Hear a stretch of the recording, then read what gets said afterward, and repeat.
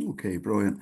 I'm now going to do introductions. My name's Scott Alexander. For those of you who are watching the video back, and indeed those who are watching live, I'm still Scott Alexander. I'm going to be chairing today's session. We've just watched Brené Brown and the Power of Vulnerability, and we're going to see how relevant it is to mediation and other things where there's dispute resolution, and indeed within ourselves. It's quite a personal journey that we had there. Our panelists are Anna Doyle, who is the International Network Coordinator for the MII, 17 years a mediator and an international public servant for 5 decades, working mainly in the areas of justice, the safety of air navigation and business ethics. She now specialises in international workplace mediation from her practice in Waterloo, Belgium, although you're in Ireland today, I believe, serving the UN Global Mediation Panel and other international organisations. Our other regular panellist is Bob Cree-Hay.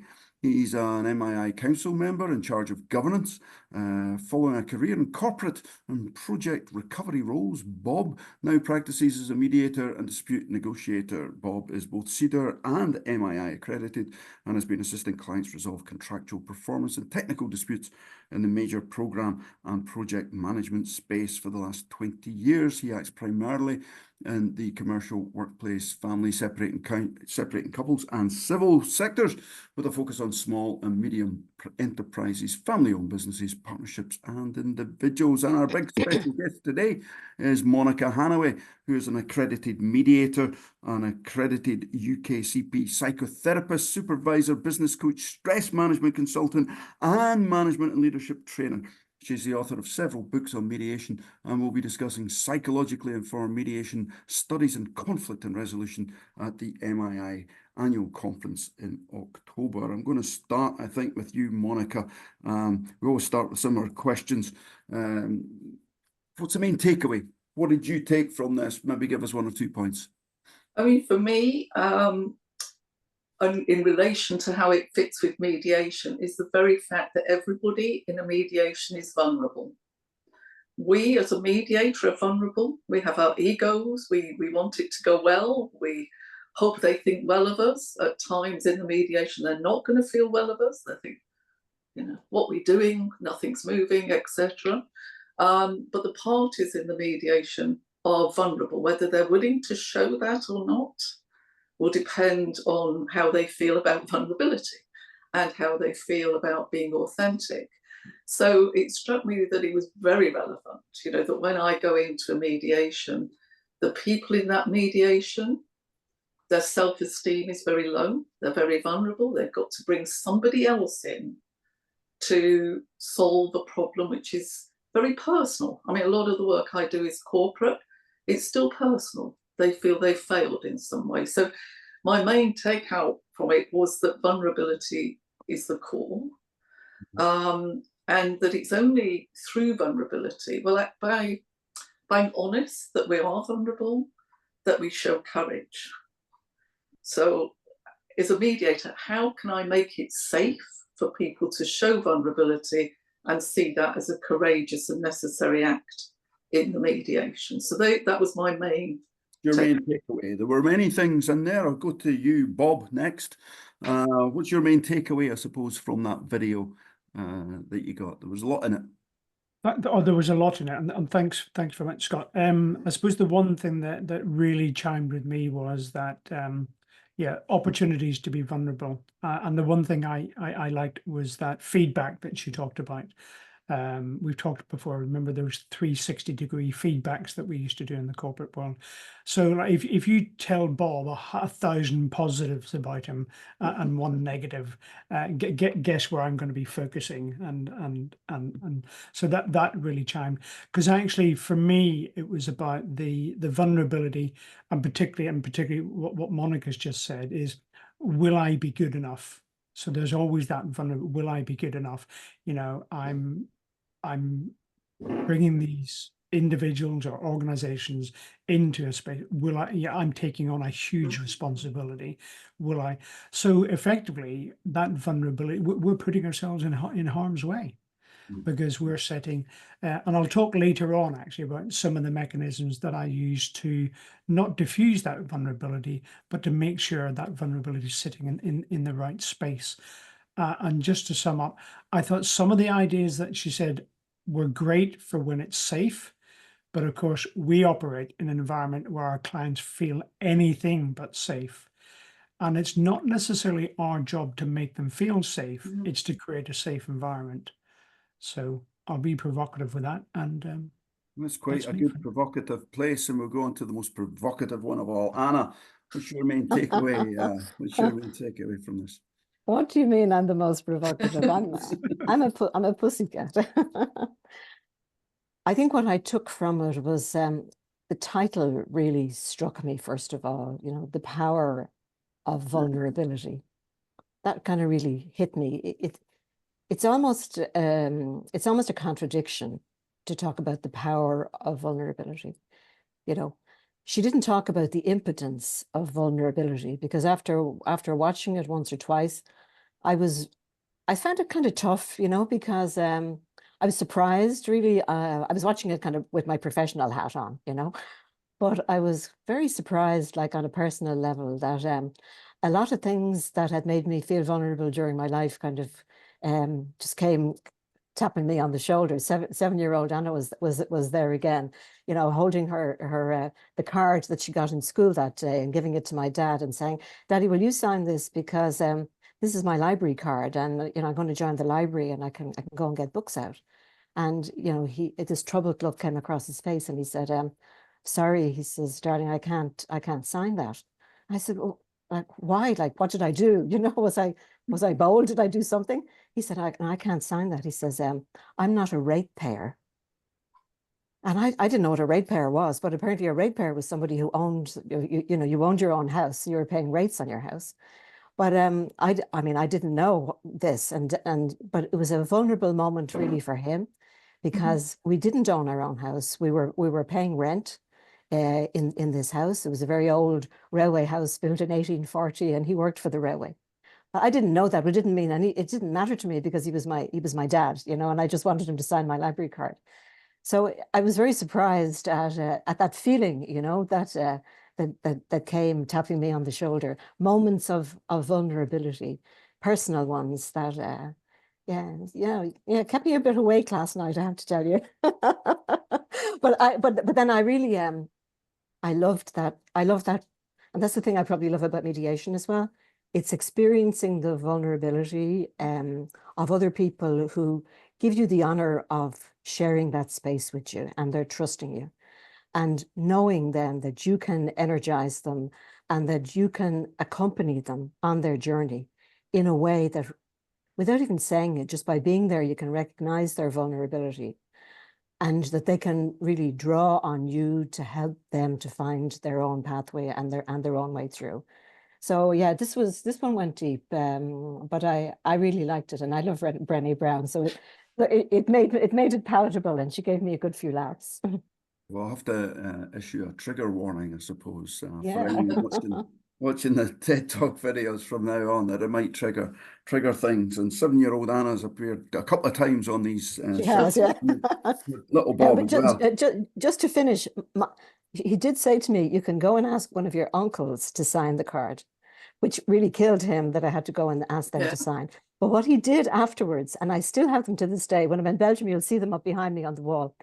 He went out and he bought a set of Encyclopedia Britannica, Children's Britannica, and he paid for it over about 5 years, I remember.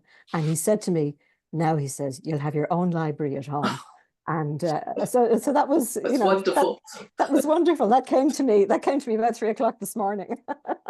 Yeah, well. Like Brené Brown said, we'll have none of that childhood S. It's We've got a finished. psychotherapist in the corner if you need it. I'll be a grown up for the rest of the session, I promise. So if maybe go back to Monica, if we take any one of those aspects about vulnerability and the need for it, and it leads to courage. I was struck by, what does she call it? The birthplace of joy and love. So And creativity. Yeah, indeed. So we've got these people who are joyless, angry, upset with one another in the room, and to get them to a place where they feel joy, we have to, according to Brené Brown, get them to somehow embrace vulnerability, Mhm, to show vulnerability. So how would you bring that out, say? How would you use the lesson from Brené to help people move from a bad place to a good place? I think this is why, I mean, certainly the method that I use for mediation includes a lot of private caucuses. And there is the place where you have to, as a mediator, almost draw up alongside the person and, you know, be clear. It's just you and I now, and this is safe and confidential space. And really to help them to embrace their vulnerability, not to ignore it, to go into it, because you can't take them out of it until you've got some way to understand it. We can never understand another person fully. We can only move towards it. And that's why when I'm training mediators, quite often there's a fear of emotion. And they, you know, you get the handkerchief or the cup of water, or do you want some time? That's the greatest gift to a mediator, when somebody is kind of just giving you their vulnerability, their emotions. Because I think of it as artist palette. The more emotions somebody is willing to share with you, the more colours you've got on your palette. And mediation is a creative activity. So the more I understand where their vulnerability is, their fears, their hopes, I can help enable a movement towards a settlement which addresses those things. So it's not my settlement, it's not a logical settlement. It's an emotional settlement that is addressing their vulnerable needs rather than material wants. I mean, you get both of it, but I think quite often in mediation, the vulnerable needs, the emotional needs get missed off. Yeah. So it's certainly in transactional mediations, they tend to be, it's about X and Y and things and material stuff. But really what's hurting is the fact that somebody's denied them, or they've broken that love, or they've been exposed. So they've exposed themselves and been vulnerable. So they, I mean, I had a wonderful example of this. It was actually two property developers, global property developers, billionaires. And they had a row and they were going to dissolve the business. A lot of people would be made redundant, and they were really looking at intellectual property rights and various quite cold transactional issues was how it was presented. I won't bore you with the whole mediation, but the turning point was when one person said to the other, "I thought you liked me. And I thought you liked my wife." And the other one looked totally bewildered and said, "I do, I like both of you." And the first one said, "But you didn't buy my wife a birthday present 5 years ago for her birthday." And the other guy said, "Well, I asked you what she wanted. And you said, oh, that, you know, that's so she's got everything, don't bother. So I took you at your word." And the whole rumbling of this dispute and conflict had started then, with an emotional sense of being put down, worthless, not good enough, for this guy to have bought his wife a birthday present. that's amazing stuff. And that's what the rest of the mediation focused on. It came out about feeling less than the other, and we settled. We never got into discussing any of the property issues at all, because it was about hurt, vulnerability, and loss. That's amazing how deep those things go. That could have been Oasis you were chatting about there. It could. I do a lot of work in the music industry. There's plenty of conflict there. Bob, coming back to you, I mean, there were other things that were popping up there. What was it she said about, I'll just have a wee look at my notes here. Blame is a way to discharge pain and discomfort. So we see blame come in a lot, Bob, in mediation. You blame this, you blame that, it wasn't my fault. You know, how could you use that concept? And it comes up a lot, and I'll come back to them as well, that you see one thing, but it's actually some kind of cover for some other emotion. So you want to chat about that in a bit, Bob? Very, very much, because like blame occupies obviously a large part of the space that we work in. And as I go deeper into separating couples, blame seems to be the sort of lingua franca of the initial session. And we do both our clients and ourselves a disservice if we don't let that come out. Because blame I once describe as the invoice of good intentions, because you are blaming yourself for being vulnerable because you've entered into this relationship. And when you go deeper and deeper into a relationship, you become increasingly vulnerable because you're way back. You're those safe ledges. You either lose them, abandon them, or ignore them, or hand them off to someone else. So there's the blame that we quite often see projected that's the presenting blame. That's the finger pointing forward. And of course, there's three fingers pointing back, which is I blame myself for being vulnerable, for letting myself get into it.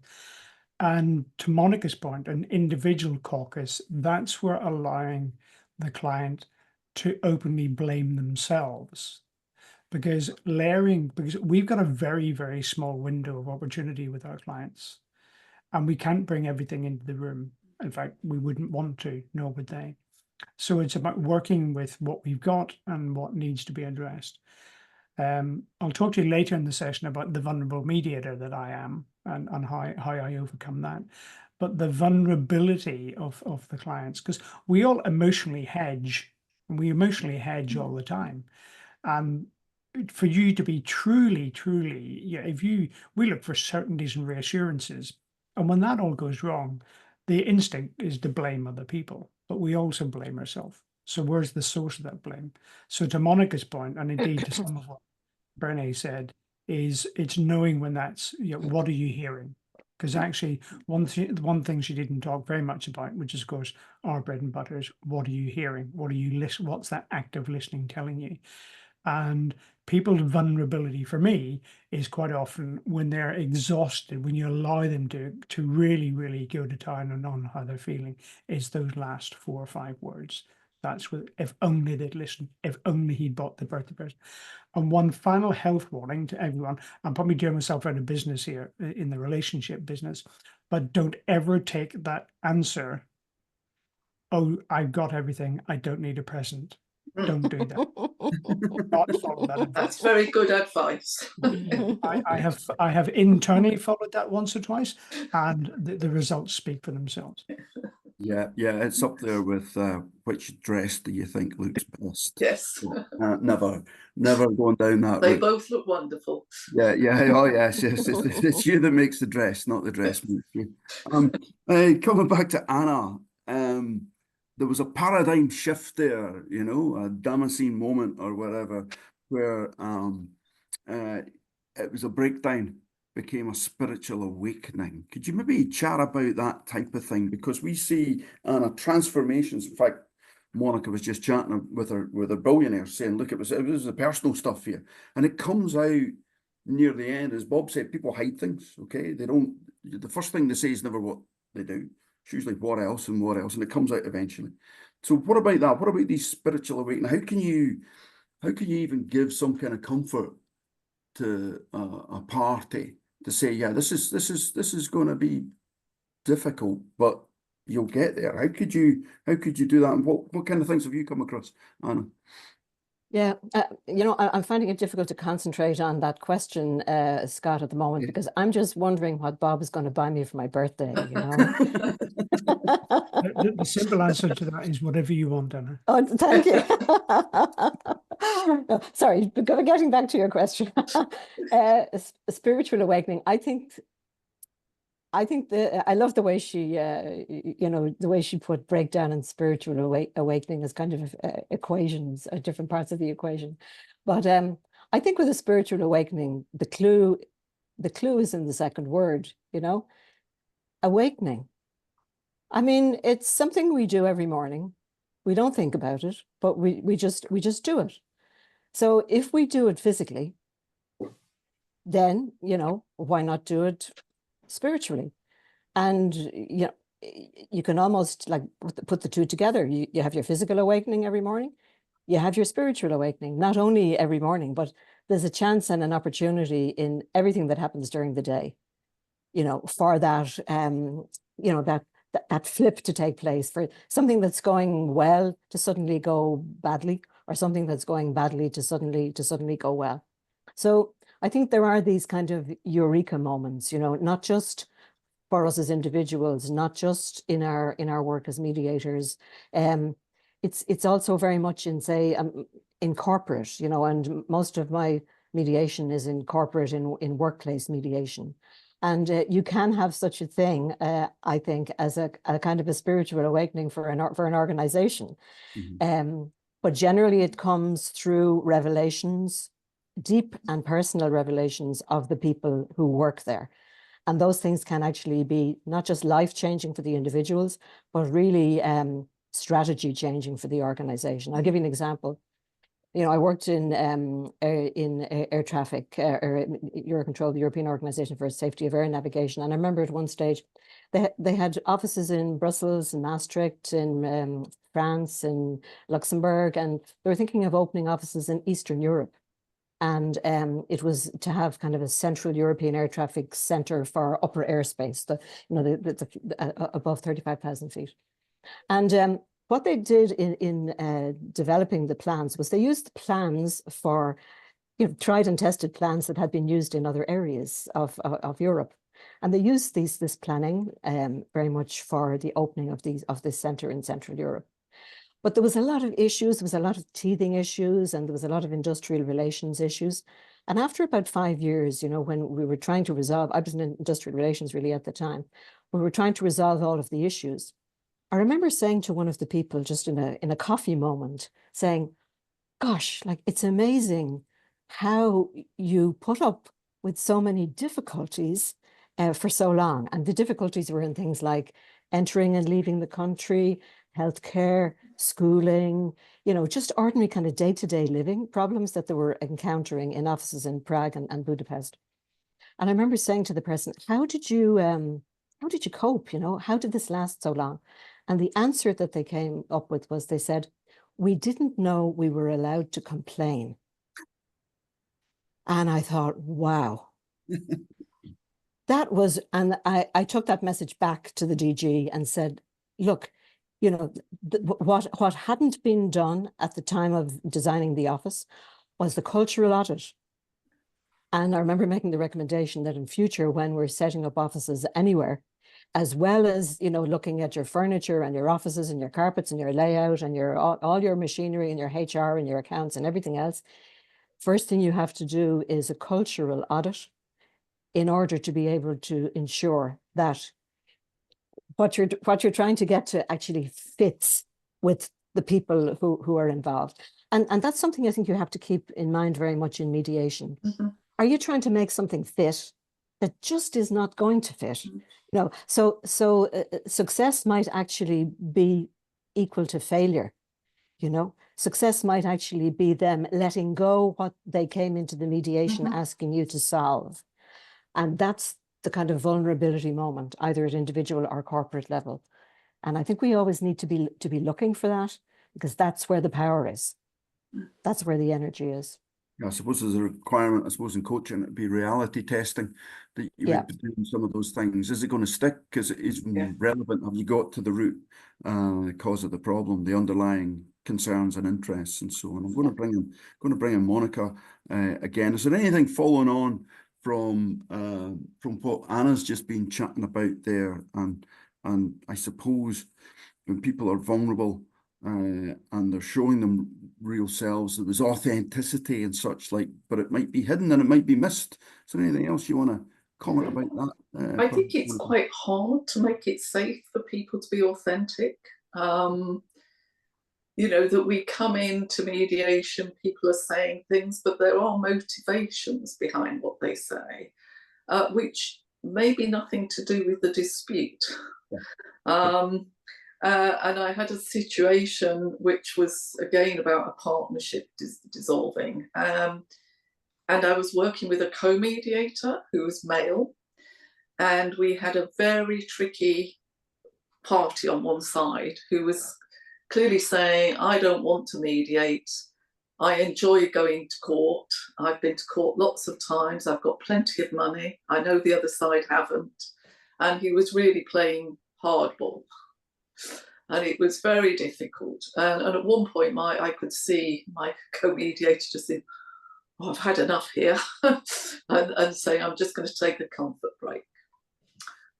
While he was out the room, the guy suddenly sort of relaxed his shoulders, reached in his pocket, got out his wallet, and he said, this is a photo of my daughter, which was about 7, another 7-year-old. My wife, we're separated. My wife lives in another country and she won't let me see her. And when my colleague came back, he immediately put his wallet away. And it wasn't mentioned again. So at the end of that private session, when my colleague and I were on our own, I said, look, for whatever reason, which we're going to find out during the day, he needs to play power. He feels powerless. The one thing that's important to him is his daughter. He doesn't have access.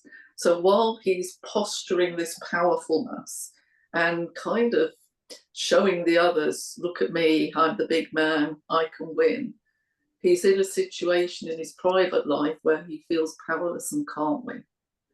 And we must hold that in mind and not start meeting him as a block, as a powerful block, but meet him in his vulnerability.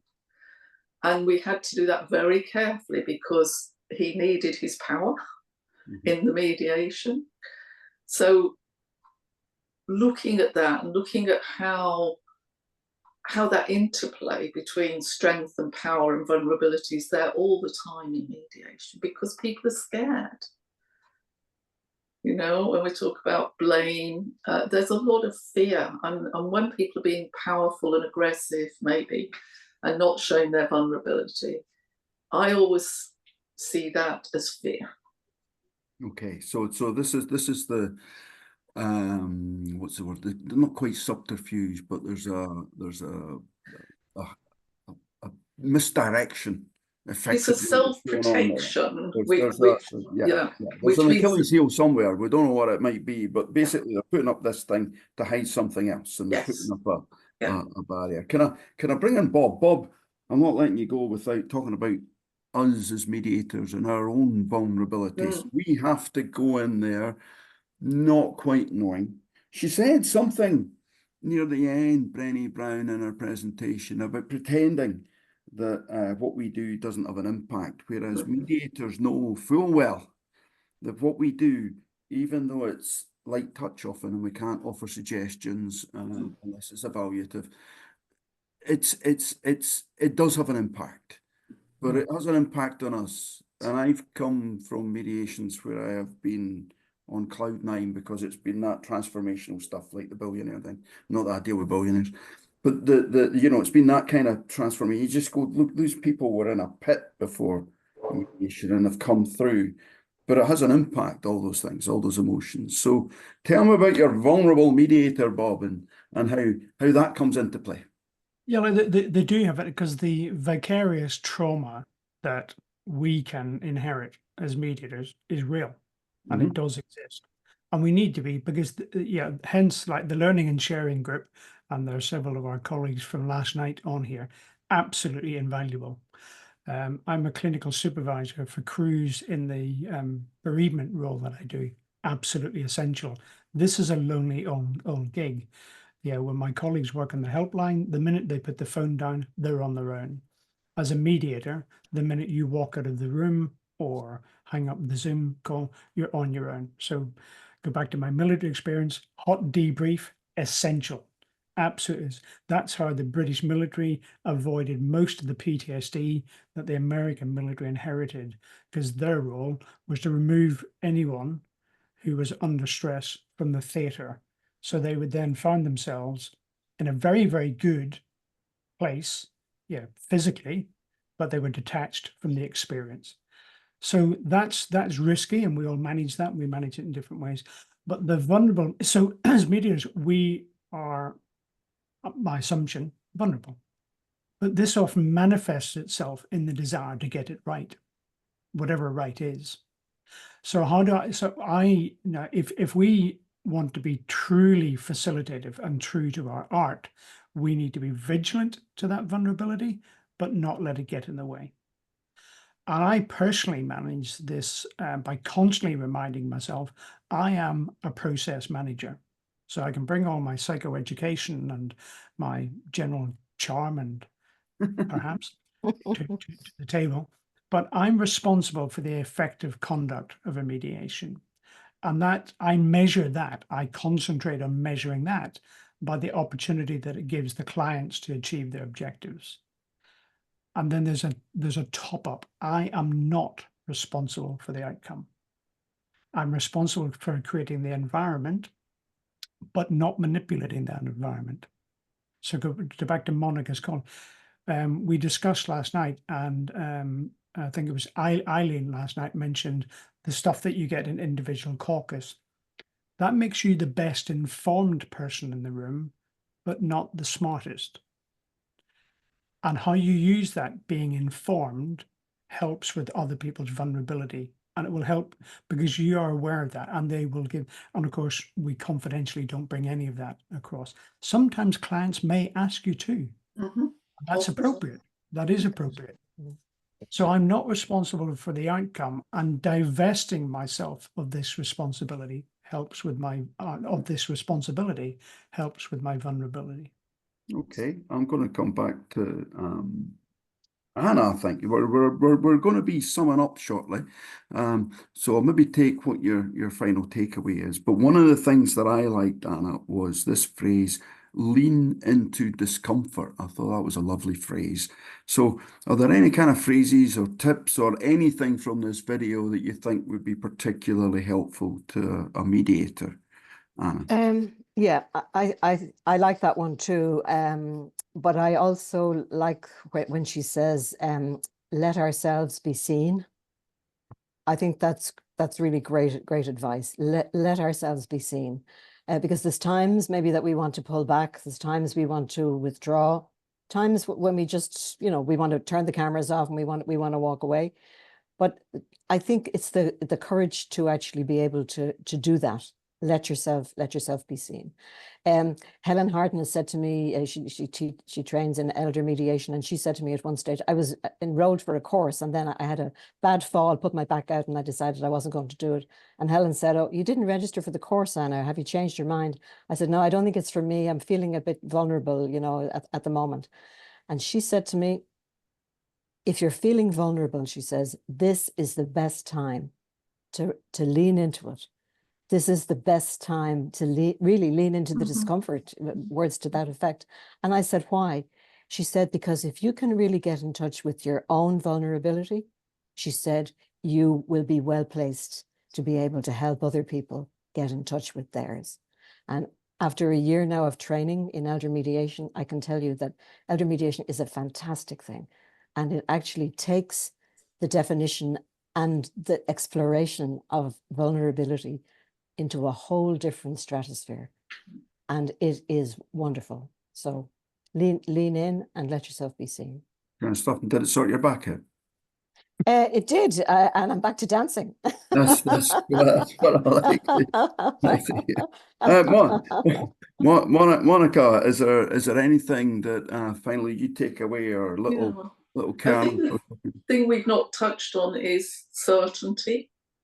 Okay. Yep. Which was in there, and for me there is no such thing as certainty. I won't get too philosophical, and I know it's a very controversial thing, but there is no such thing as certainty, and I'm jolly glad there isn't, because it would be a very boring world. We might feel secure, but we'd be very bored, and we actually have to have discomfort, to go back to also, to change. And so, you know, I think when I started thinking about conflict, working in conflict, I recognised that as the eldest daughter, my role had been to smooth everything over. And that was actually incredibly unhelpful. And that I had to step into the mess, because she talks about mess. Life is messy and it's uncertain. And out of that, a bit like children playing with mud, the most lovely experiences and things can be created. But how we actually step away from the fear of uncertainty and see it as a gift of potential creativity is, for me, an endless question, but one that's vital in the art of living, and also change, you know, because if there was no discomfort and everything was certain, we would have died out as a species a long time. Oh, that's good. We haven't quite died. We've still got Bob to go. Yeah. Bob, any final kernels there about uncertainty? Obviously, we can't guarantee anything is going to work in mediation, but we can help people embrace it by talking about it nearly always works. Is there anything finally you picked up that you want to chat about? Yeah, it's just, I suppose, really more from listening to Anna and Monica and their interpretations of it today, and that's to truly allow yourself to be vulnerable. You have to be secure, and of course we're in the insecurities business. But and secure in what? I suppose it's the concept of yourself that really helps, and of course that is quite often missing. So anything we can do to support that helps along. But yeah, no, it's been a really good one. It's okay. And I'm just very, very, very, very cross on behalf of Anna's father.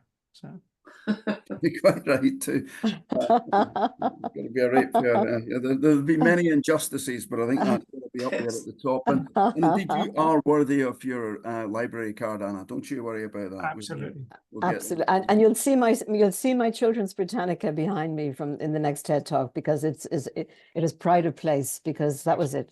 Yeah. He bought me a library, you know. Yeah.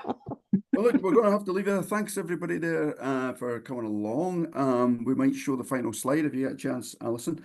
The next TED Talk is going to be live, and you're only going to see it if you come to the Mediators Institute of Ireland's annual conference, which is in Belfast. And there's the hotel right in front of you in that little picture, the Hilton in Belfast. So on the 18th and 19th of October, Monica will be there giving a speech. And we're going to have a live TED Talk. The panel's going to be there.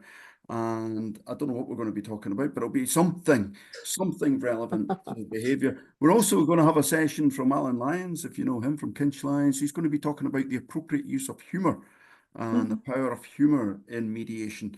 We've got many things. We've got risk assessments for mediation, how to keep yourself safe. We've got big discussions from Cathy Ashton. Baroness Cathy Ashton is going to be speaking about worldwide conflict and how we can take lessons from that as mediators. So lots going on. Next TED Talk is going to be on the 18th of October at the conference in Belfast. And I hope to see you all there. So thanks very much, everybody, for coming along. Thank you very much, Anna and Bob, and especially Monica, for joining us today. Thank you very much. Take care, everyone. Thanks. Thanks, everybody. take care, everyone. Bye-bye. Bye. Bye. Bye.